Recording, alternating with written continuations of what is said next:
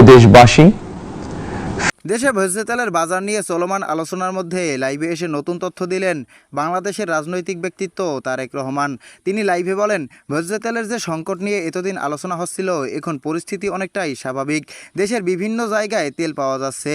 তিনি আরও জানান, সরকার ও সংশ্লিষ্ট প্রতিষ্ঠানগুলোর নজরদারি বাড়ানোর ফলে বাজারে সরবরাহ কিছুটা স্থিতিশীল হয়েছে। ফলে সাধারণ মানুষ আগের তুলনায় স্বস্তি পাচ্ছে। তারেক রহমান বলেন, যখন বাজারে কৃত্রিম সংকট তৈরি হয় তখন সাধারণ মানুষ সবচেয়ে বেশি ভোগান্তিতে পড়ে।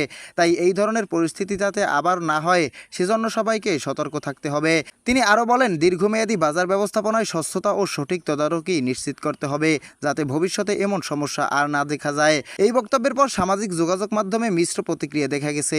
কেউ বলছেন বাজারে সত্যিই কিছুটা স্থিতিশীল হয়েছে, আবার কেউ বলছেন এখনও অনেক জায়গায় দাম বেশি রয়েছে। সব মিলিয়ে ভোজ্য তেলের বাজার নিয়ে চলমান আলোচনার মধ্যে তারেক রহমানের এই মন্তব্য নতুন করে বিতর্ক ও বিশ্লেষণের জন্ম দিয়েছে। প্রিয় দর্শক, তারেক রহমানের এমন মন্তব্যে আপনার কি মতামত? কমেন্ট করে জানিয়ে দিন আমাদের কমেন্ট বক্সে।